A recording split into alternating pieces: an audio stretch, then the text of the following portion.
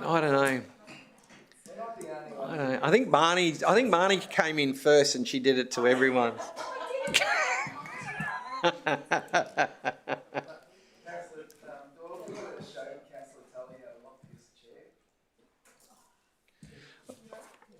All right, are we all set? Are we all set? Okay. Okay, we'll kick off. Thank you. We are good. All right, very good. Well, welcome everybody to this, the 17th of February, 2026, Infrastructure Planning and Assets Committee number 2026-01, the first for the year. I'll just acknowledge the time. We've started at 9:02 in attendance.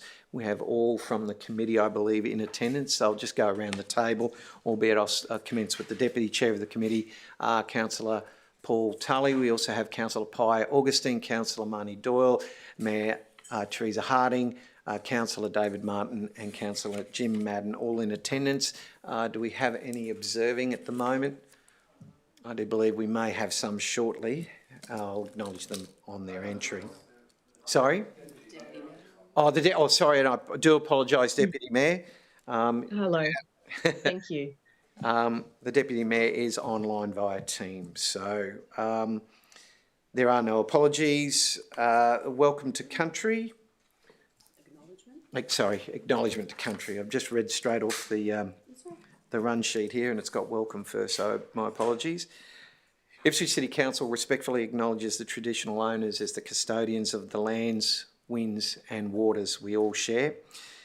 We pay our respects to their elders past, present and emerging as the keepers of the traditions, customs, cultures and stories of a proud people. Are there any declarations of interest for matters on the agenda? There being no declarations, is there any business outstanding? I'm not aware of any. There's none listed on the agenda. We'll come to the agenda. Therefore, confirmation of minutes, item 1. Are there any omissions, amendments, errors in those minutes that need to be corrected? If not, then I'll ask for a show of hands for those in favour of the minutes. Sorry? Do we move in second? Oh, sorry. Move that the minutes be... yes, thank you, Marnie. Seconded by Councillor Madden. Any discussion? No discussion. All those in favour? That's carried. That's unanimous in the room. I ask the Deputy Mayor. For. Affirmative. Affirmative. That is unanimous. Item 2, we come to Asset Infrastructure Services Department Capital Delivery Report for December. I just note that the General Manager is unwell, although in attendance. Unless there are any specific questions to any of the matters within the report. Sorry, Chair, we have the Manager of Capital Delivery to answer any questions that the committee has. Very good. Are there any questions? No? Graham, you've been let off lightly. Thank you. Then it is a receive and note. Can I have someone move? Thank you again, Councillor Doyle. Seconded, Councillor Augustine. Any discussion? Mover and seconder wish to... Yes, yeah. Mover and seconder wish to the report? I'd just like to... In the report, I know we went out to Perga School Road Bridge, and it was good to see that the progress on that project. And I want to thank the residents for their patience on that, because we do divert them around the place, and there's one that's quite dangerous, where we've diverted them, but the patience of the community are well respected in that area. And I think a short-term pain for a long-term gain for our residents. And the second one I wanted to just highlight was the Ripley Reef Road intersection with our services moving along in that space. Again, the connectivity and the safety for our residents in that space there of Flinders View, Race View, come Ripley. It's an intersection onto the highway. Is well received. And I must also point out our communications team. Is that the name of them? Our communication people have done a really good job communicating and letting our community know what's happening in that space. So thank you so much. Thank you, Councillor Augustine. Councillor Doyle, you were the mover, so I was unaware you wished I was to. happy for Mayor. All good. You do. Just wanted to highlight the road resurfacing program, and thank you to the organisation and staff, Councillor Antonelli.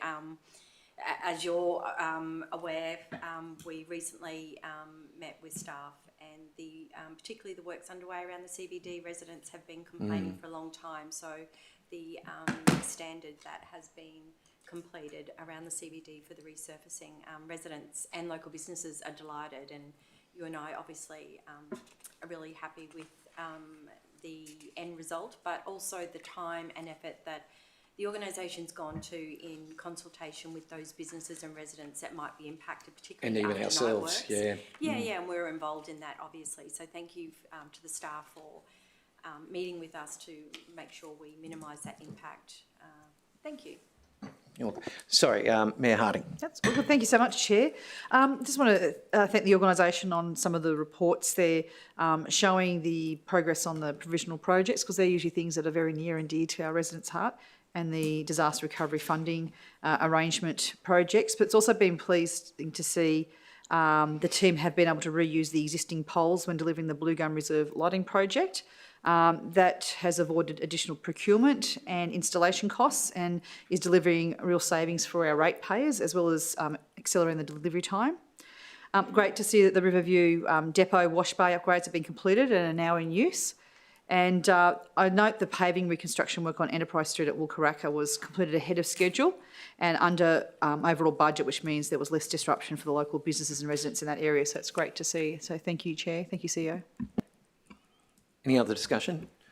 Yes, Councillor Martin. Yeah, just like to commend the work done on Adelong Avenue in Thaguna. Like we probably since I've been in council had more complaints about that than anything else in our division. So it's good to see that happen. Since it's been completed, driveways, the drainage and the road with the line down the middle, so far we haven't had a complaint. So good to see. So well done. Thank you. Any further?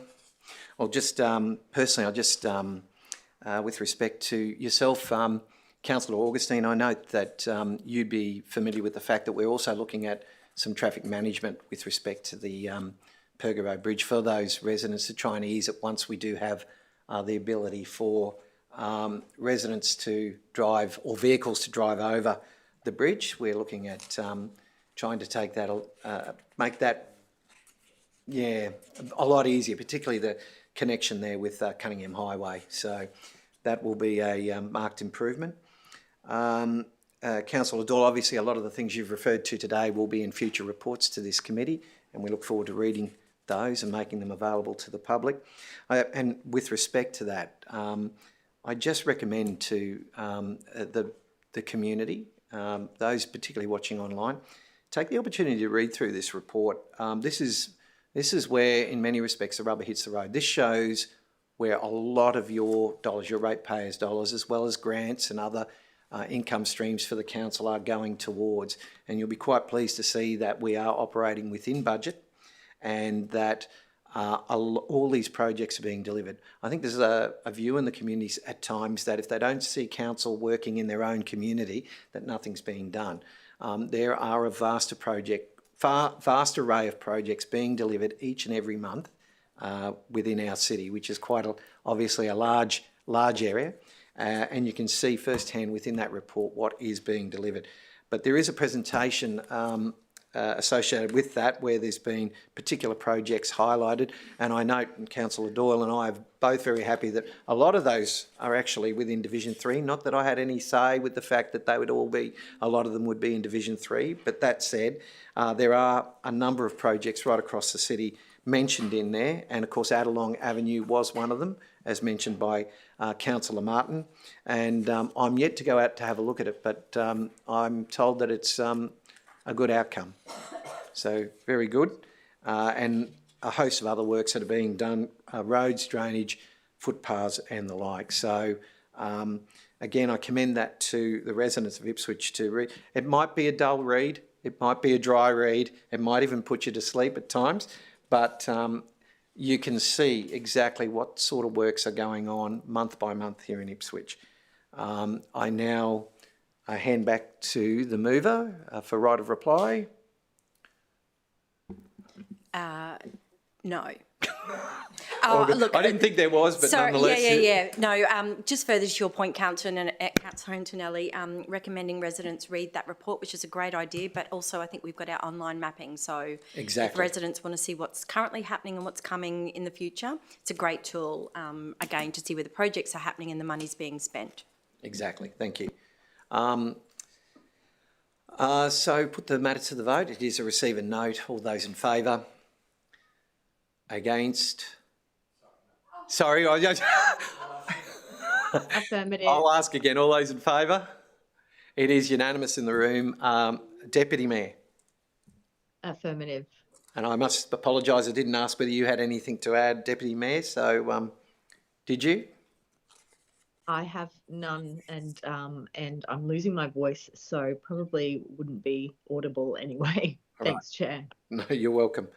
So that is unanimous. Item 3, development application. We do have the General Manager of Planning and Development and Reg Services, that's right, here at the table. But item 3 relates to development application minor change. And I understand that we have a presentation with it because it is a relatively complex matter, and just so that all on the committee are aware and any questions can be asked. I'll ask questions after the Yeah, preso I then. thought, Thank yeah. you. Thank you, Chair. So it does relate to an extension to the operational period for wood mulching industries. I can just ask you to state your name and position for the record, please. Yes, Chair. My name is Justin Begor. I'm the Manager of Development Planning at Ipswich City Council. Thank you, Justin. If you could just run us through your presentation so we can get a full appreciation of this report. Thank you, Chair, and good morning, Mayor, Deputy Mayor and councillors. So officers are recommending approval for the operational period to be extended by 3 years for the existing unenclosed wood mulching and composting facility at Swanbank, currently operated by Wood Mulching Industries, or WMI for short. Agreeing to this extension would provide WMI and council with a clear, enforceable and time-limited transition to the ultimate enclosed facility. Bit tricky to see, but hopefully, I'm sure many of you are aware, the subject site's located in Swanbank. It's surrounded by a service station to the south east. As we wrap around anti-clockwise to the north, it's the Remondis waste reprocessing and landfill facility. Moving further around to the southwest, we've got vacant land, which is currently zoned in industry investigation. And of course, adjoining the property to the south east is the Centenary Highway. In terms of background, the original approval was granted in 2015 and included a sunset clause limiting the duration of the use to 10 years. At the time, access to the site was provided directly from the Centenary Highway, and DTMR only supported the arrangement on a time-limited basis to recognise this temporary access. Since then, the construction of Wesley Way has occurred, and there's no longer a need for WMI to have direct access to the Centenary Highway.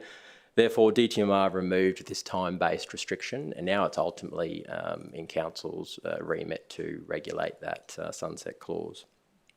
In 2022, WMI obtained approval to transition to an enclosed biogas and enclosed composting manufacturing facility. This would represent a remarkable or significant improvement over the existing unenclosed operation, reducing odour impacts, noise, management, dust management and stormwater management, as well as actually providing for the production of renewable energy. WMI have advised that delays have largely arisen due to factors outside of their control, including multi-agency approvals, coordination of adjoining landowners, as well as COVID-19 impacts, including labour shortages, supply chain delays, and financial uncertainty. The existing operation here, based on the approved plan, so effectively the purple outlined area is the soil processing and screening area. The two green areas sort of central to the site, they're lined green areas are where the composting occurs in windrows. The central green outline area is the mixing area and washdown area. The two red spaces are for green waste processing, and finally that oval orange line is where the site compound is. I thought it'd be helpful to also show the approved plans for the enclosed biogas and compost facility. So it comprises a large composting and mixing shed, outdoor green waste areas, and then ultimately the biogas facility, which is made up of digester tanks and gas storage. That's that bottom right image there on the screen. The original application attracted 3 submissions back in 2015. 2 of those were in support, but all 3 did raise concerns around odour and noise. This minor change application did not trigger the need for the applicant to undertake public notification. However, they still went ahead, WMI went ahead and undertook a letterbox drop to 1,750 local residents in July of this year. As part of Last year. Sorry, my apologies, Chair, 2025. One submission was received from Council raising concerns around odour and not supporting the extension beyond the 10-year limit. So, as advised at the outset, officers are supporting this time-limited 3-year extension. That is on the basis of additional conditions which will require WMI to achieve specific and measurable milestones associated with the transition to the enclosed facility. Failure to meet these milestones will mean that the approval lapses immediately. WMI has received an amended environmental authority from DETSI that accelerates the prohibition of high and very high odour materials from currently the 30th of September 2026 to the date of Council's determination of this application. So ultimately that provides an immediate and enforceable odour risk reduction.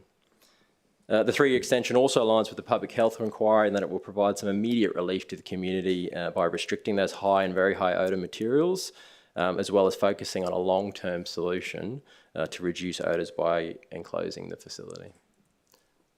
And I'd be happy to answer any questions. I might just start, if I could. It's not normal that applications come before us. They're normally done under delegation. Is there a reason why it was brought to us today? Yeah, so this is because it's a waste facility. Right. And so the delegation permits it to come to the committee for a decision. And I take it that I just heard you say that at the moment they have there's a ban or prohibition for the taking and of feedstock materials. Will that continue on over the next 3 years, or? So ultimately, the very high and high odorous material, the very smelly stuff, at the moment, the Environmental Authority allows them to continue to take that material until the 30th of September this year. Right. DETSI have advised, once Council makes a decision on this application, all very high and high odorous feedstocks have to stop immediately. Right. So that will actually bring that forward, will it? Correct, yes. Right. Okay, and this meets all of, obviously, with respect to odour, have we had any complaints in relation to WMI or I guess, proved complaints in relating to, or I guess what's the status of their operations now? Is DETSI satisfied, I guess? Look, yes.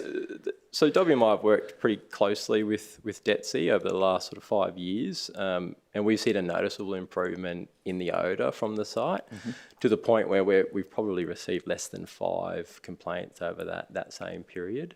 So definitely declined. And any adverse things in relation to WMI from the health inquiry that was undertaken? WMI wasn't singled out specifically. WMI reasonably, comparatively, a smaller operator in Swanbank. I'll open up for other questions. Yes, Councillor Doyle. Thank you, Chair. I just have one question in relation to, so the the transition to an enclosed facility that was approved in June 2022, and in the delays you talked about, there was one attributed to market uncertainty. Could I get a little bit more information on what that actually means? Yeah, so WMI said it was because of market uncertainty, and they attribute that to partly the health inquiry. Right. They haven't gone into further detail on that, but we do know to get to this biogas facility is a significant investment. So they do need a lot of things to align for that to occur, but they didn't elaborate any further on the market uncertainty. So had there been an adverse outcome specifically for them from the health inquiry, that comment, potentially they would have closed down operations? I'm just trying to get my head around what motivated them to not, march forward to that enclosed timeline originally promised. So, Councillor, I believe it really does come down to, the significant cost and investment required to undertake these works. And so all of these other, contributing factors, whether it was COVID, labour shortages, supply chain issues, have all contributed to that. But they are working pretty closely with trying to get investors to help them realise this ultimate facility. So for me, it is definitely my understanding is it's a financial limiting factor to achieving the ultimate facility. Councillor, sorry if I wouldn't mind adding to that. One of the experiences we've had over the last sort of 5 years is an uncertainty in the market in the organic space, in that a lot of councils have been on short-term contracts with organic services, and then those contracts have been short-term because of the uncertainty in the transition from what was an old garden organic system to a proposed food and garden organic system that was going down a pathway that shifted. Yes. And there's also been the uncertainty in PFAS and the impact of PFAS rates found in organics. And so all of those things have led to a circumstance where the organics industry have been in a state of flux. They haven't had the certainty of long-term contracts or a certain regulatory environment for product. So if you add that to the scale of investment that would be required in this facility, that would be the market uncertainty that is the issue, not necessarily the health inquiry itself. I would say the health inquiry was something of specific interest to WMI and any organics operator considering this region, to see what the outcome was and what effect that would have on them. Okay. So just in relation then to going forward, the measurable milestones, you said if they don't hit those, we have the ability to shut it down. What does that look like? How long will that take? What's that process? Correct. So, Councillor, there are a number of milestones. The very first one's April of this year, and it's for the applicant, WMI, to lodge an operational works application with Council for us to assess around civil works and some of the road layouts and network through the site. So that's the very first one. And then following on from that, there are other requirements around obtaining building approvals, other operational works approval requirements, but equally also ensuring the facility is ultimately constructed and built. But for instance, if they don't hit that milestone in April, what happens then? That's correct. The application is lapsed, so they need to cease operation. Okay. And if we needed to enforce that, how many weeks would it take to operationally have them cease? We would go out on site and ensure that they cease immediately. It would up to them to advise how they seek to respond. But from our point of view, from Council's point of view, it would be effective immediately. Cease all operations, gates shut. So the measurable milestones are relatively tight. That's correct, Councillor. We sort of worked back from 3 years in terms of, we worked back from how do we reasonably get them to this facility being constructed and all of the approval processes required, and there are quite a few. And that got us to the 3 years and what we thought are pretty reasonable, but reasonably tight timeframes to keep them moving through the process. Okay, thank you. I just note for the record that we have an observer in Councillor Madden in the room as well. Madsen, sorry, in the room as well. Thank you, Jim, for that correction. That's okay. I'm getting used to it. And just in relation to what Councillor Doyle said. My understanding too is they applied for 4 years and we've granted, we've That's pulled correct, that back Chair. to 3. Correct. Thank you. Mayor Harding. Thank you. Chair, I've got quite a few questions. So I guess to start off with, I'd like to ask council officers, I guess hypothetically, if council decided today not to approve this, because obviously this was a council decision back in 2022, and now that they want to change, that's why it's come back. But if council decided today not to agree, what would have happened? What would the applicant do? So What are their options? to appeal the decision, Mayor, that is their option. The other option is to cease and find another site. But ultimately, I expect they would challenge our decision through the Planning and Environment Court. Okay. What is the position of the regulator on this request for an extension, and how does this fit in with the recommendations of the Public Health Inquiry? So we've received advice from DETSI, and DETSI supportive of bringing forward the ultimate reduction in those high and very high odorous feedstocks. So they're supportive of council making a decision to enable that to occur. And also they are supportive of us getting to a really tangible point where this biogas and composting facility is constructed. So in the Public Health Inquiry, the first 2 points are really talk to item 1, recommendation was finding immediate relief for the community. And item 2 was talking about how does DETSI and government work with operators to become enclosed ultimately in the long term. So we think this 3-year extension meets both of those public inquiry recommendations, the first 2 recommendations, which is there will be immediate relief upon making a decision. And then ultimately, we think we've got a really tangible milestone process to get this facility built in 3 years' time. Just a follow-up question. The Public Health Inquiry, and I'll quote 2 lines from it. It states that through work conducted in 2023, DETSI identified composting facilities in the industrial areas, that is WMI, and Newgrow as the primary sources of odour in the community. How did the Public Health Inquiry and statements like that influence the assessment that council officers made? We did consider the Public Health Inquiry, and there's a lot of comfort out of the fact that those high odorous feedstocks, the very high and the high, will cease immediately upon this decision.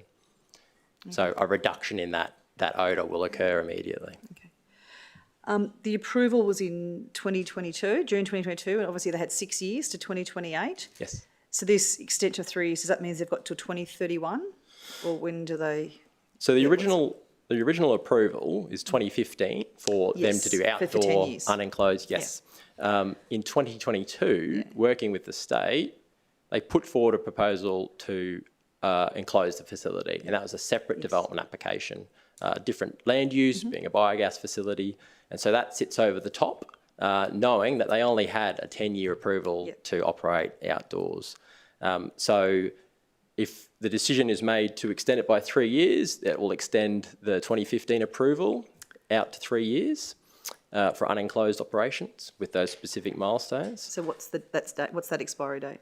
It will be from the date of decision today in 3 years' time, so 2029. Okay, thank you. Is this the fastest possible transition period? Were staged shutdowns or stricter construction deadlines considered? We think it's the fastest period that they can realistically get this facility up and running, and that's largely based on our experience with the legislative process and working through the assessment of applications. More limited knowledge in terms of construction and having that occur, I would be nervous. I wouldn't be confident in reducing that time frame based on some of those processes for simply the approval timeframes. And Councillor Doyle touched on this, but what guarantees do we have that the enclosed facility will be delivered within the proposed new time frame? We've looked at what is, we think, a reasonable and tangible process to get them there. There is no ultimate guarantee apart from the fact that the application will lapse in 3 years' time.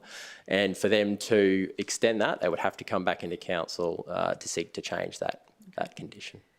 Are the transition milestones legally enforceable, and what is the consequence of partial compliance? The milestones have been drafted to be very specific. So partial compliance will be ultimately not meeting. So if they lodge an application and it's not properly made, that's not full compliance. So that the milestones are tangible. No partial compliance will be entertained. It needs to be full compliance, and it will ultimately lapse. The application will lapse, and they'll cease to lawfully operate if they don't meet those milestones. And only obviously council doesn't have the ability with environmental compliances with town planning. How quickly could that be done? I mean, I know you had the discussion with Councillor Doyle how it could happen pretty quickly, but my experience has been it's a long drawn-out period that's often appealed in courts, and it takes months, and the residents get very frustrated. Correct. It could take a matter of months to ensure that closure occurs immediately. WMI have been willing to work with council, so I think officers would be, or we would be aware if they weren't close to meeting that time frame. So in advance of April, for instance, we will be working with WMI to get the application lodged.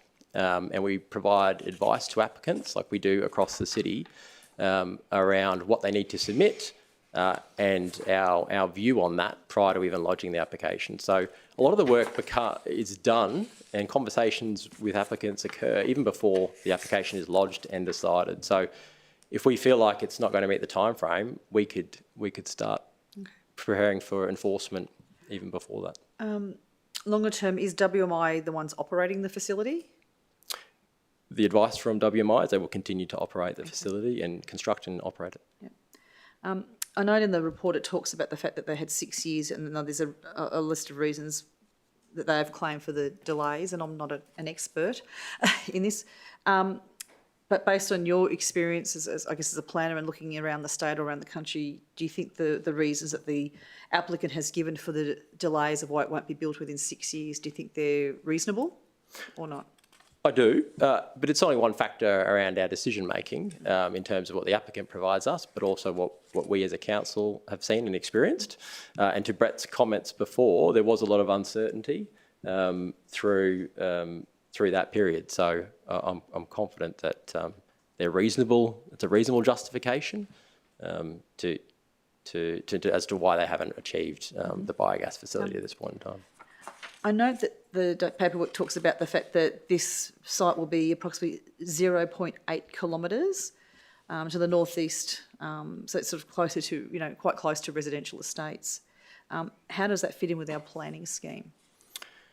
So approximately 800 metres to Eden Crossing to the northeast. That's the current distance, and that will be the ultimate distance of the biogas facility. Mindful that the enclosed facility will have much more tight, be less onerous. And so our planning scheme maps all of Swanbank as an industrial investigation area, which means we have ultimate scrutiny as to what type of uses go in there. We think industry is the right land use mix in that area, but ultimately it will come down to really detailed reporting around odour, noise, the amenity impacts. We still have a say as to whether potentially an obnoxious sort of industrial use fits into that area. Under our new planning scheme, if this was a new application coming in, would we accept an 800 metre buffer between a waste facility and residential? It depends on odour reporting, acoustic reporting. So we would look at technical reporting to determine that separation distance. That's how we would determine that, Mayor. Thank you, Chair. Thank you. Yes, further questions from Councillor Doyle? A further question for you both potentially. What other applications do we have, or what other industry operators are in that area that may be able to use this as a precedent for negotiating an extension of time to becoming closed? The challenge here is somewhat of the way the planning system works, and so a planning approval allows someone to undertake a certain thing. The planning approval doesn't force them to undertake that thing. So if we approve a residential subdivision as an example, we're not forcing the developer to undertake that residential subdivision, and so everything that's in a planning approval is all about desire to move towards the end state that's stated in that planning approval. we don't have a lot of planning approvals out there that have timeframes like this particular project had. This was a particular strategy with this site to achieve an outcome which has been, in short, mostly achieved. And the outcome was to transition the site further away from residential, so transition the operational area of composting further from residential, and that's been achieved. The second phase is enclosure and biogas. And so it's unfortunate that we're in a situation of extending the time frame, but it does, extend the time frame does achieve the same ultimate objective of having best practice technology in place to enclose this type of operation. If you look across the region, for every organics facility that we have, there is a path towards an enclosed facility. Now, they're all slightly different in that pathway and time frame, but that's the trajectory that it's going. We're supporting that effort in terms of the way we're assessing and determining development applications, and DETSI are also supporting that effort with the limitations that they're putting on licensing, as an example, for this site to say you can't take the odorous waste and, you know, after the 30th of September this year. So all of that as a narrative is consistent with the public health inquiry, but I do get that it's complex where we've got these planning approvals out there that have various timeframes, but we can't force the completion of things by the timeframes. What we're then potentially enforcing is a cessation of an activity if the timeframe lapses. Thank you. Andrew? Yes, Councillor Madden. Yeah, I've got a few questions, but before I ask those questions, I'd just like to say that I can understand why the community might be concerned that we're even considering granting an extension of the development application approval, given these factors, that in 2021, wood mulchers were fined $13,345 for odour issues, and this company was also identified in the Swanbank Odour Inquiry as being a source of odours. I fully appreciate the issue about the in-vessel, but it concerns me that they applied for a development application in 2022 and are yet to make any progress on that. And I just wonder how committed they are to in-vessel. And now the questions I have for you, Justin, just the first one. It's an unusual situation that there is a time limit on a development application, but in this case, is because of the Transport and Main Roads issue. They had direct access to Centenary Highway. That's now been lifted, so we're able to consider a extension, given that's been lifted. I just wonder, are there any time limits on the operations or the DAs of any other mulching companies in the Ipswich area? Councillor, no, as Brett discussed just earlier, no, there aren't. And if Main Roads hadn't have placed a condition limiting the approval to 10 years for that access, council wouldn't have placed a condition limiting the approval. So we wouldn't be here today. The 2022 development approval under the Act allows them 6 years to exercise that approval. But equally, as Brett said earlier, they don't have to move forward with that approval at all. So hopefully that answers your question. Okay. That's my question. Thank you. Thank you, Councillor Justin. Madden. Councillor Martin. Yeah, pursuant to Mayor Harding and Councillor Madden's concerns regarding the odour that a health report found and finds, as Councillor Madden alluded to, my question is, and you have mentioned a few times about the banning of high and very high odorous feedstocks. Just for a layman, what determines what odorous feedstocks are? DETSI have essentially a table of those sort of thresholds: very high, very high abattoir waste, high grease trap sort of waste that you'd see from a commercial grease trap, as two examples, Councillor. So who then determines whether that does go in once it's banned, and what are the fines, or how is that enforced or policed? State government, so DETSI determine those thresholds, and then they ultimately have enforcement powers if they don't comply. I don't know the fines off the top of my head, Councillor, for those state government fines. Thank you. So pursuant again to Councillor Madden's concerns, how do we allay public fears that potentially it's going to be ongoing for the next 3 years? The milestones. The Environmental Authority will explicitly require they don't receive that waste. So if they do, and if there are odorous complaints, compliance action is taken. Who takes that compliance action then? That would be DETSI. Right. Thank you. Would that also be, again, just on that question and on that matter, is that even though DETSI have said that they're banned from taking it, would that be something that we would also put in our approvals with respect to that? If any approval, obviously, if we were to approve this today, is it stipulated in there the handling of that sort of material as well?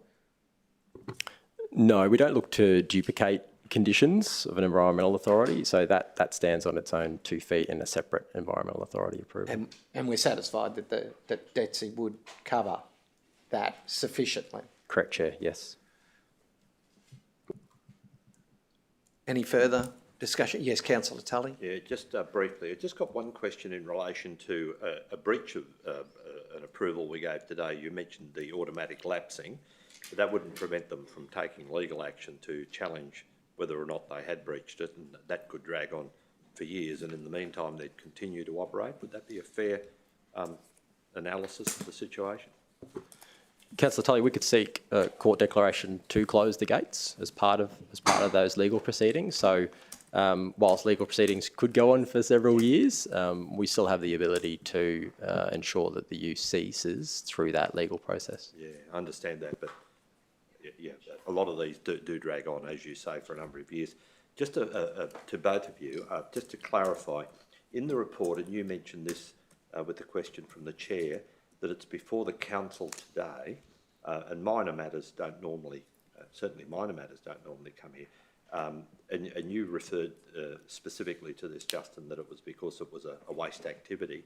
But I'd spoken to Brett earlier. He said it was because it had originally been a council decision. So can I just clarify? I'm not trying to cause a division. I just want to be clear in my mind. Do all waste activity matters have to come to council? No, not all waste activity matters, but so with this particular example, it's really both, in that it's a waste activity and there were previous decisions by the council. But in our framework for determination of development applications that are controversial, including for waste operations, are particularly called out as applications that may warrant a committee and council decision rather than under an officer delegation. Okay, thank you. I am aware that the Deputy Mayor has a question, so I will go to the Deputy Mayor first, if I may. Deputy Mayor? Thanks, Chair. Just overall, does this recommendation align with our focus on shifting from landfill reliance to circular economy, and does it kind of meet the objectives that are in our waste and circular economy transformation policy directive, on a macro level, I guess? Thanks, Deputy Mayor. Yes, through the Chair, this does further and is consistent with that objective of moving away from traditional landfill and open air composting. And so, it is our expectation moving forward that, and we've embedded this in the planning scheme, that where we are considering these operations, particularly new operations, they are considered based upon the best location to suit the technology proposed, so that we actually do not create a situation where we're exposing the community to unnecessary impacts, and also that we adopt best practice approach when you consider the whole of the waste system. Wonderful. Thanks, Brett. Thank you, Deputy Mayor. No more questions, Deputy Mayor? No, that's it. Thank you. Thank you. I'll go back to the Mayor. Thank you, Chair. I'll just ask, with the high odour feedstock, if this application doesn't go through council, when does that, I can see as part of this, they're going to say they'll stop receiving the highly odorous feedstock immediately.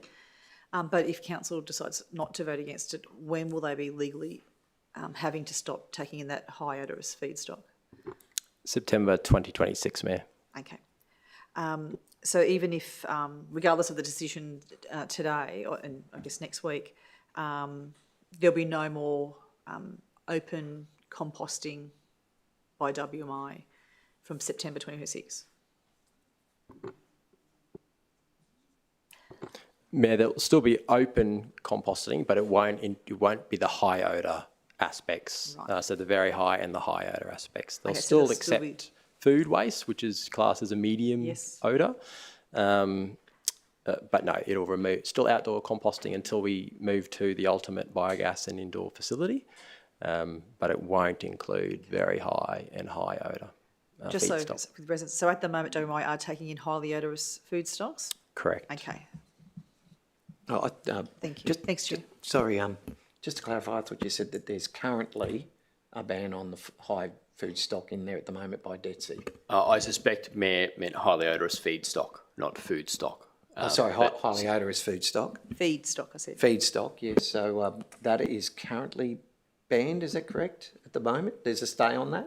No, not presently, not until September. So if I can summarise it, there is composting going on now, and that's a combination of products, including a selection of products that will be defined as highly odorous. Right. That goes on now. But at 30 September 26, the component of composting that's highly odorous feedstocks has to stop. So those, as an example, liquid waste that are highly odorous would have to cease from being used as part of the process.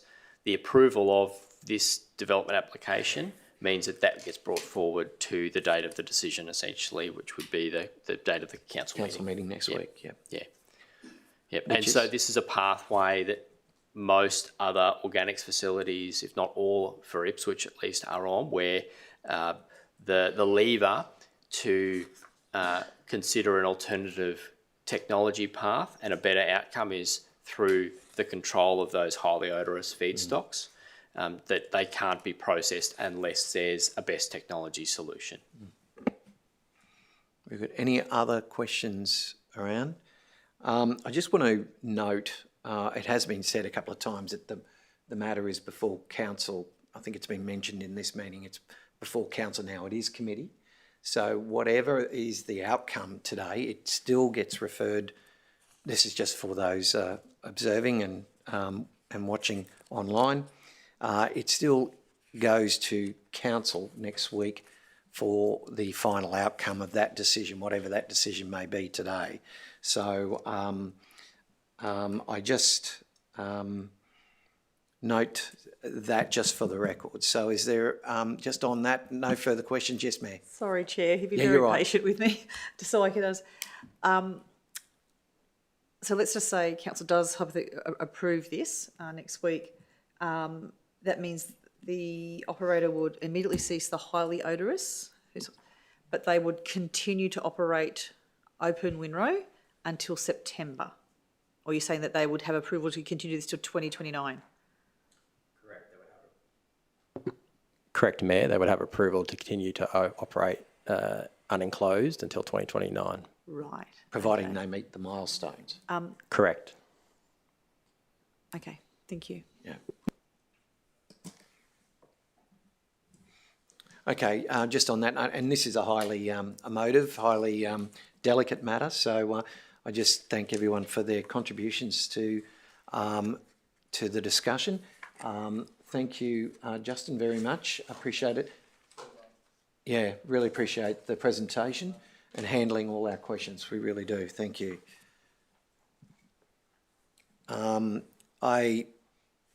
Therefore, the recommendation is before us that we agree to amend the conditions of the development approval for special industry wood mulching and composting facility associated site office, car park and landscaping, storage and maintenance areas. So would anyone like to move that recommendation? I will move it so that we can move forward. Do I have a seconder? I will second. I can't see the room. Thank you, Deputy Mayor. So we can now discuss the matter. I open it up for discussion. I have moved the report, so I will. I might reserve the right to speak after I've heard everybody else. The seconder, Deputy Mayor, do you wish to speak to the matter? Just to say that it's a highly complex issue, and there is, there's risk for the community. The industry is volatile in this industrial composting space. There's a lot of new tech coming through. I do have faith in our team in relation to these decisions, especially all the time that's been put in working through our waste and circular economy transformation directive. So I just wanted to kind of note that and leave my comments at that. Thanks, Chair. Thank you, Deputy Mayor. Any further discussion around the table? Yes, Councillor Tully. Yeah, thank you, Chair. I won't be supporting this recommendation. I think the delays in prevarication, which have been identified as possibly continuing into the future, are of concern. WMI haven't had a good record in relation to their interaction with the community. It's not just sending the message to them and to the community, because there are issues under our planning scheme which need to be duly considered. But in my view, taking into account all of the material, all of the responses to the questions today and the concerns that have been raised from the community, it is wrong for this to be extended in this fashion. It sends the wrong message to the community, potentially creates a precedent for others, and in all of the circumstances, and I accept that it's a sensitive issue and needs to be handled appropriately, but in good faith, I can't accept or vote for this recommendation. Yes, Councillor Doyle. Thank you, Chair. I'd just like to start by saying, acknowledging the waste industry operators and the role they have to play in society, in our community. We all create waste. We go to restaurants. We enjoy going out, and those grease traps at restaurants need to be emptied. However, we need our waste operators to be responsible and to obtain that social licence from our community, that they have confidence that they will be dealing with that waste responsibly. In 2020, Ipswich City Council, in what was a first for local governments in Queensland, we introduced the Waste Directive. That was 6 years ago. We drew a line in the sand with that policy. We made it very clear to the market and the industry operators what our expectations were. We heard loud and clear from our community that were terribly impacted by waste, that they had run out of patience and desperately needed relief from the impact of the odours. So 6 years since we put the Waste Directive in place, that Waste Directive sent that very strong message to the market. 6 years on, I don't have, I guess, a lot of acceptance or understanding of a position that, we need a bit more time. There were, that the market was in a state of influx. I get technology's changing and I get the financial implications for some of these large companies, but it has been 6 years. And I think it's important we send a very strong message to the entire industry. We need you to deal with our waste, but we need you to deal with it responsibly now. So, thank you. Any further discussion, Mayor? Thank you. Sorry. Sorry, Councillor Madden. Thank you. I don't intend to add to what I've said previously or reiterate what I said previously about the history of this company. But I agree with Councillor Tully that I think this would send the wrong... This is my personal view, by the way. I'm not making any of these statements trying to influence other councillors. In my case, I believe that it would send... If I was to support this extension of the DA, development application, it would send the wrong message both to the community and to composting companies. As was indicated, this is a rare situation that we have a development application for a composting company or a mulching company that has a time limit on it. I think we should take this opportunity to at least deal with one issue, and that is the issue of a company that was mentioned at the Swanbank Odour inquiry in a negative way. So I won't be supporting the recommendation, Chair. Yes, ma'am. Thank you, Chair. Our community has already endured years of waste odour issues, and every additional year of unenclosed operations prolongs the exposure to odour risk. When this material change of use came to Council back in June 2022 for an enclosed composting facility, there was a really long discussion, a bit like today, Chair. I think it was over an hour. We had a big long discussion about the pros and cons, and on top of that, at the time, Council had actually gone out to market for our garden organics waste contract, and we had received 0 tender responses from a waste operator that actually did enclosed waste. So we're in a really difficult situation where we actually had to proceed with a waste operator, Chair, that that was going to do open composting, and it was not a nice decision to make. So, and that had just happened beforehand. So that sort of really had us in mind the fact that we do know that we have a lack of enclosed composting facilities in South East Queensland. Noting the huge differences between open and enclosed composting processing facilities, the impact, and I'm going on my memory, I'd probably have to check with Mr Davey, there's over a 90% difference in the odours. So these are massive difference for our residents. My concern is that this operator has a history of delays. They have been provided with a time period of 6 years, which I think is very reasonable. And while I commend the addition of the conditions that include enforceable transition milestones, I think it's reasonable that our community would question if another extension will actually lead to the delivery of an enclosed facility in 3 years by 2029. I think,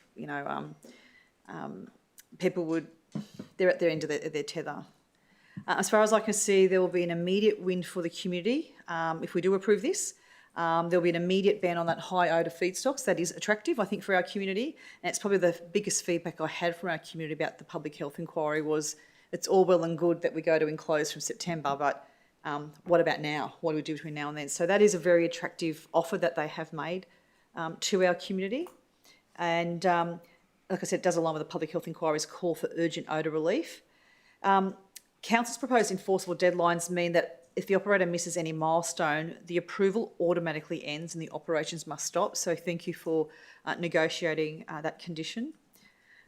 This DA will bring about, I think, a clear pathway to a fully enclosed facility with feedstock restrictions. I know, Chair, at the end of the day, this is a planning matter, but to me it's not just a planning matter. It's about the people. It's about their health, their homes, their livelihood and their right to enjoy the place where they live. For years, families in surrounding suburbs have had to shut their windows, cancel gatherings and explain to visitors why their air smells the way it does. It's highly embarrassing. Whatever recommendation we make here today, we must put those residents first. They deserve clean air, they deserve certainty, and they deserve the right to enjoy their homes without being driven indoors by a smell that they didn't create and they can't control. That is the standard we should be holding to ourselves, and that is the standard we should be holding this operator to as well. The residents have been very clear on this. That said, Chair, I do come to this matter undecided. I can see the pros and cons. I guess in summary, the waste industry does not cause the waste. We do, the people do. So I'm not trying to blame them, but we do need appropriate ways to manage that waste. If we do proceed with this, we will see the benefit will be the immediate cessation of accepting those highly odorous feedstocks. It also means there'll be additional market capacity of an enclosed composting facility in South East Queensland, and we know that we're desperate for that. The biggest con for me is the extension of the enclosed to 2029 rather than being in September this year. That will be a very bitter pill, I think, for our community to accept. So I come to my fellow councillors in this chamber with with a very open mind. I will be absolutely persuaded by what I hear from councillors here, because it's a really difficult decision. So thank you, Chair, for letting us have that leeway of a fulsome discussion. Thank you. Yes, hence the reason why we asked Justin to give us that presentation today, and be present for all those questions. Anybody else? Yes, Councillor Augustine. Thank you, Chair. I do appreciate the quite comprehensive report that was provided. I didn't ask any questions because in my mind I'm very clear of the direction that I'd like to go in. Just some tangible sort of evidence. In December of last year, when I think everyone was busy with their Christmas shoppings and, you know, busy with family stuff, and their eye was off the prize, hopped out my car in Ripley, and the stench was unbearable. I've not smelt that for a long while, and I felt, what's happening here? When no one's looking, what's happening with the stench? It's coming back. And on Saturday, I had a community catch-up at Ripley, and the community reported the stench was back. And so for me, I look at that and go, are these industries, you know, doing their part in good faith? And so for me, I feel not. That when we're not looking, especially at Christmas time, that stench was back. So what were they doing, you know, at that period of time? And then in December last year, I didn't vote for the health inquiry because I felt that there needed to be a little bit more, there needed to be a longer period of monitoring the community with their health issues. You know, health issues don't just pop up in a year, 2 years, 3 years. It might take 20 years of something happening. So I wanted the health inquiry to be a little bit stronger. I wanted to know if there was funding. I asked the question, would the government be funding a longer, actually monitoring the community? So I just feel on this subject, I think we'd be sending the wrong information to our community. And for me, I need to have the community and our residents' best interests at heart. So, yeah, I won't be supporting this report. Thanks, Chair. Any further discussion? May I ask a question based on something that Councillor Augustino? Yes. If I could ask a council officer, my understanding is that compliance officers we have people rostered on. So does DETSI also have compliance officers rostered on over Christmas, New Year? Yeah, to the best of my knowledge, they do. Yeah, so I'd say no one, to say no one was looking was probably not accurate, because I know that I've reported and had feedback as well, because I could smell it as well.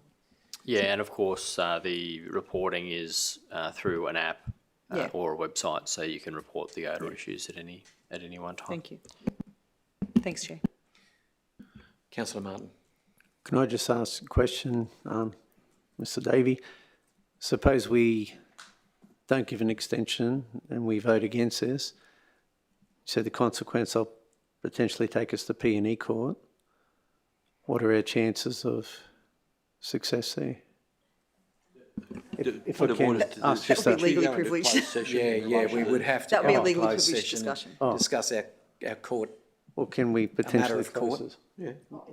I'd just honestly like some honest feedback. Yeah, so I think we're entitled to that. Can we potentially close? Yeah, absolutely. Yeah. Could I suggest that we, take a break now and then go into closed session when we come back? I'll move that we adjourn for 20 minutes until I recognise we're still in discussion. I'll second too, that. So 10:25. So yes, we have a motion to Adjourn for a I'll break. say till 10:25 Morning tea. a.m. 10:25. We have, yes, and that's seconded by Councillor Madden. All those in favour? Against? Carried. Thank you. There's one person online. Oh, one person online. Oh yes, sorry, Deputy Mayor. Would you like to have morning tea? Affirmative.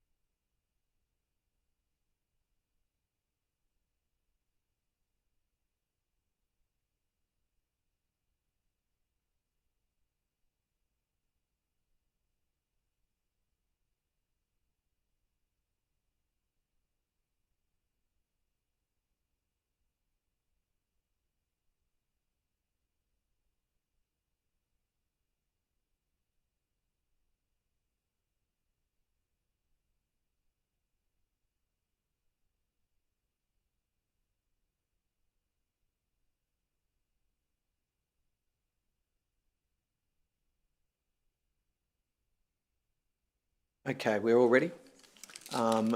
When you're ready, let me know. Okay. I just thank everyone for their patience. Welcome back to the Infrastructure Planning and Assets Committee. We had a question just before the break that related to a potential legal matter. So in relation to item 3. So I'd like to move that we go into closed session under section 254J3, subsection E. Do I have a seconder? Seconded by Councillor Doyle. All those in favour?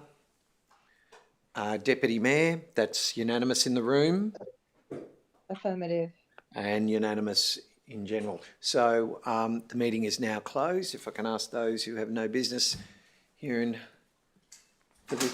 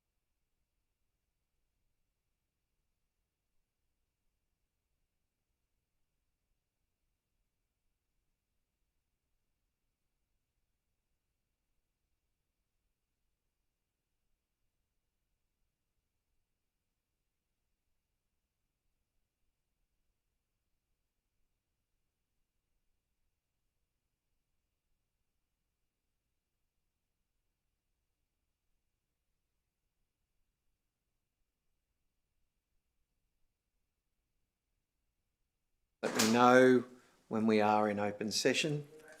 I just thank everybody for, again, their patience. A lot of matters needed to be discussed of a legal nature in the closed session. We are still in the discussion phase of this matter. I do not believe there's any further questions that need to be put to the room. And so the motion has been... Sorry, Chair. Yes, sorry, Were we ma'am. going to clarify a point that did come up about what happens if council did refuse that? I think we're going to ask for more information from a council officer. Apologies, Chair. Yeah, there was a question asked in closed session in relation to the status of the operation of the operator if the matter was rejected by council next week. Could we have an answer to that question? Yes, through the chair, if the application were rejected, the opportunity is there for the applicant to appeal the decision with the Planning and Environment Court. Strictly speaking, the approval or the current approval would lapse, and then we would need to determine if the operator is continuing to operate without that approval, noting the appeal would muddy those waters. So in simple yes and no, they would have to cease operations. Yes. Effectively. Okay. But they do have those other options as you highlighted. Yeah, correct. I understand. All good. Thank you, Chair. Satisfy the... Thank you, Mayor. So again, as I was saying, we are currently in discussion. Was Do we there... do have a mover and seconder? Or We do have a mover and seconder. Well, And I haven't yet spoken to the matter, but did you wish to move a... I'll move an amendment to that the motion be amended by deleting the word agree in the first line and inserting the word refuse. So you're moving an amendment. An amendment. Yeah, to delete the word agree in the motion, and insert the word refuse in its place. Second. So it doesn't require seconding. It's now with the chair, the mover and the seconder. We have a mover and seconder for an amendment. Is there any... Sorry. I don't agree with that amendment. Sorry, Chair, as the seconder. You don't agree, is that correct? Okay, I'm... That's correct. Yeah, and as the mover, I don't agree to the amendment either. So I will. We'll pursue the amendment. A vote on the amendment. Is there any discussion? I think since we're pursuing it, just from the point of what Councillor Tully has moved it, and I think Councillor Madden was seconding it, since we're now going to vote on it. Was that correct? Correct. Okay. Yes. And now we're into discussion. I'll be brief in relation to this. The discussion around the table, Chair, is fairly simple. Whether or not we agree to the proposed amendment. Now, that motion could have been put, and that is still the motion before the committee, unless an amendment is made. It clarifies the situation. If it is going to be refused as the recommendation to the council next week, it's probably a much better way to proceed. In terms of the standing orders, within the council, rather than having no decision at all, which would be the situation if that current motion before the council is defeated. All I'm saying is that having listened, and I'll just echo the words that I've said and others have said, that we're in a situation where there are community values, community situations. We can look at the current owner, and what has happened over a number of years. And I just repeat what I said earlier, that I think taking into account all of those factors, that the application should be refused. I think it's important that we send the right message to the community. And that's not the direct obligation under the planning scheme and the planning legislation, obviously, but there are many reasons that this would justify a refusal. And having listened to what people have said, taken into account the legal considerations, the operational and the planning issues, I think there is substantial reasons available for council to refuse this application. The seconder wish to speak? Yes, Chair, just very briefly, I think it's important that at a committee hearing, we make a recommendation to go to the council meeting. That is the majority view of the councillors at the committee hearing. I don't think it would be appropriate for us to not have a recommendation, and I think clearly, and the vote on this will determine the support for the original recommendation. So I think it's important that we do follow this process that Councillor Tully is suggesting. I've already spoken about the reasons why I was not in favour of the original recommendation, and I don't intend to say anything more than that. Thank you. Chair? Excuse, if I can just ask everyone, the CEO wished to raise something, and I might ask the CEO to speak at this moment. Thank you, Chair. Just procedurally, and I don't think this would be unexpected, but effectively this is a little unusual in my experience in relation to an officer's recommendation on such a matter. So I think provided the decision, if it was made on this amended motion by council next week, was accompanied by a statement of reasons as to why the officer's recommendation was not accepted, then I would think that to be procedurally sound. Thank you, Chair. Can I offer a foreshadowed motion, please, Chair?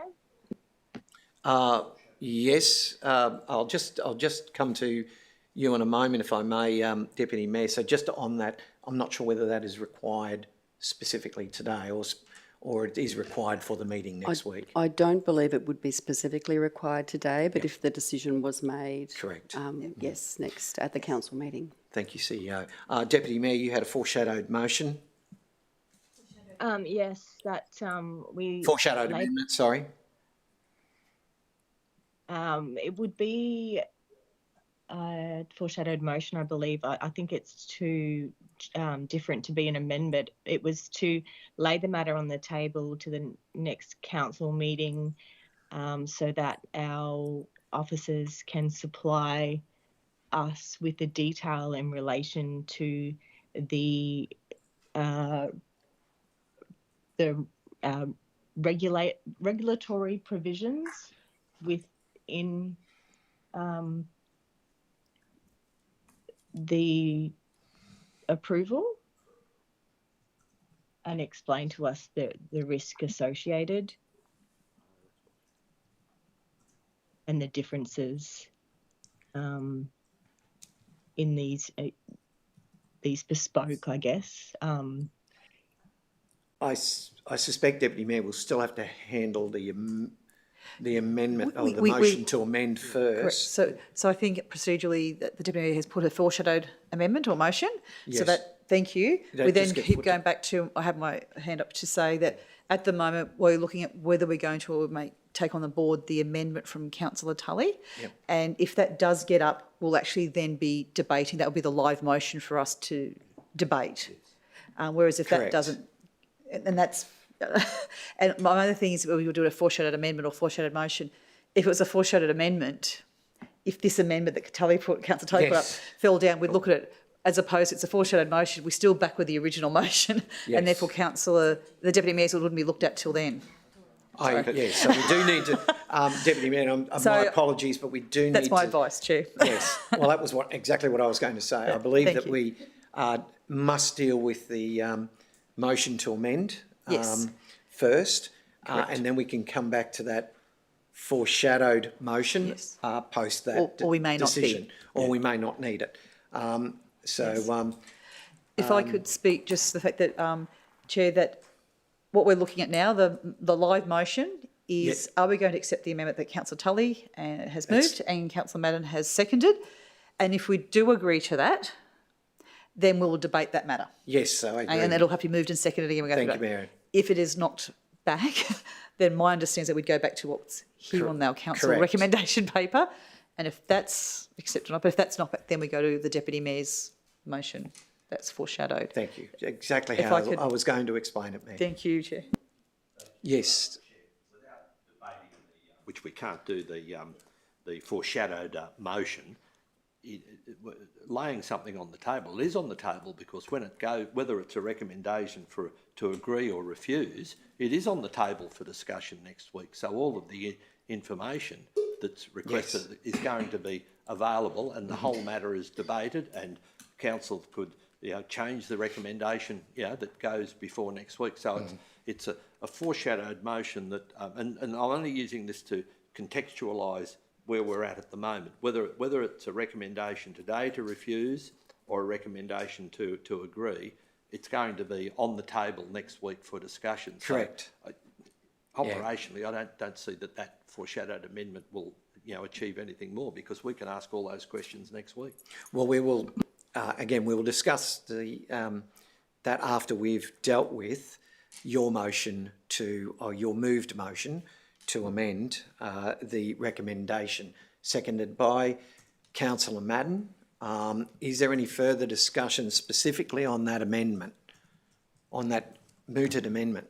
So I will put the matter to the vote. All those in favour of that amendment?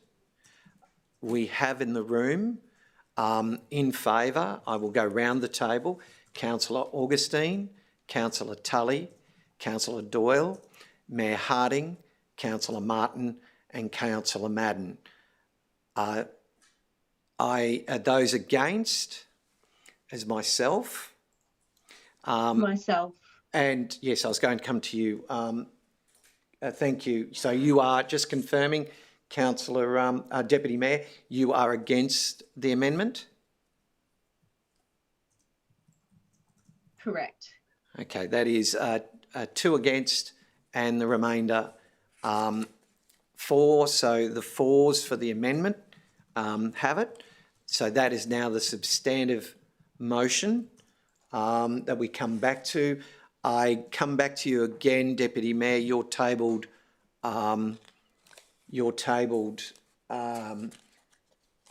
foreshadowed motion. Do you stand by that motion, or do you? We haven't got a seconder at this stage in relation to it. Sorry, point of order. The live motion before us is now with us, and we now vote on that. And the foreshadowed motion doesn't get looked at unless this one falls over. Oh, okay, yes, but Yes. Is it still foreshadowed? The Deputy Mayor can leave it there procedurally, but the amendment before us comes first. Councillor Tully's. The motion now, the live motion. Live motion is that the council refuse. Okay. If that Then we can falls come back over, to the then we foreshadow. come to Yep. which I think if the Deputy Mayor wants to change it, I guess you'll ask her. Fair enough. So the substantive motion now is that council refuse to amend the conditions of development approval and the number supplied for special industry wood mulching and composting facility, etc. Any discussion on the matter? I think we have to have a move and a seconder of that. Oh, sorry.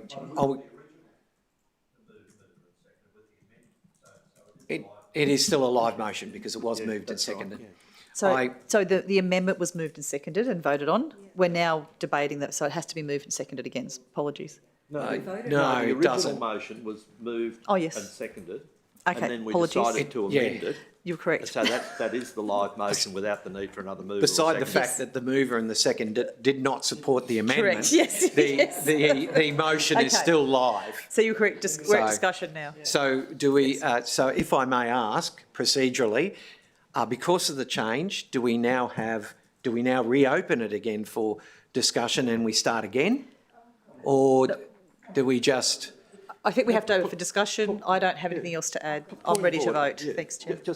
It's been moved and seconded. In the course of the discussion, there Yes. was an amendment which was agreed to, and the discussion just continues until that's exhausted, and then it's put to the vote. I just note that I hadn't had the chance as the mover to even speak to the motion, the initial motion. So, but I didn't know whether we had to recommence.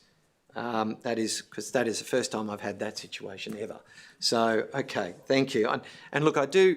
Can I just say publicly, I thank everybody for their patience on this matter. I thank all the councillors for their discussion on this matter. And it has been a extremely interesting, delicate and emotive issue. And from my perspective, regardless of the amendment, my view on this has always been what is in the best interests of the residents. And do have a deep concern going forward, particularly about the ongoing operations there, where if we did proceed with the acceptance to the amended DA, there would be a cease of certain operations there, which are at the core part of the problems associated with the odour coming from this and other operators. And obviously we know that this is an industry that is in many respects going through some major changes, particularly in relation to organics, and the move towards in-vessel food and garden organics, as well as the very, very strong odour feedstock organics that have been utilised at this venue and some others. So my view was always that we be looking towards ensuring that we come to an outcome. And as the Mayor said earlier, if it was in vessel, it deals with about 90% of the odour. So that was my particular concern. I do accept the fact that there is a very strong held view within the councillors and the community with respect to these types of operations occurring at all.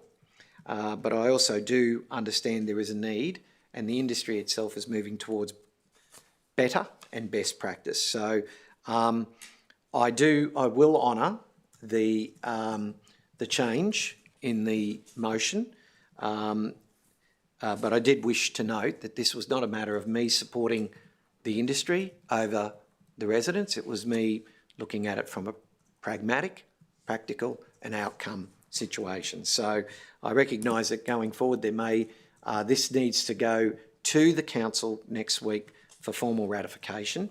However, this is just a recommendation that we are voting on to put to that council meeting. So I want to commend the officers who gave the presentation today, commend the officers for their work on this application, regardless of the outcome. I think it's good work that they've put together here. And no doubt this will be of great interest in local media between now and the council meeting next week.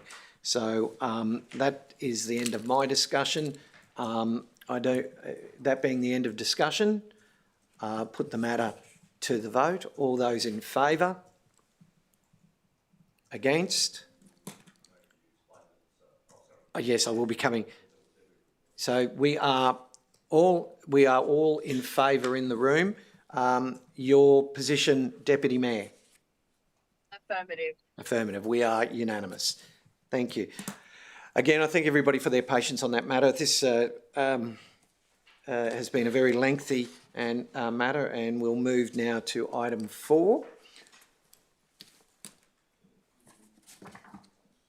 which is the exercise delegation report. It is a receive and note. Is there any questions?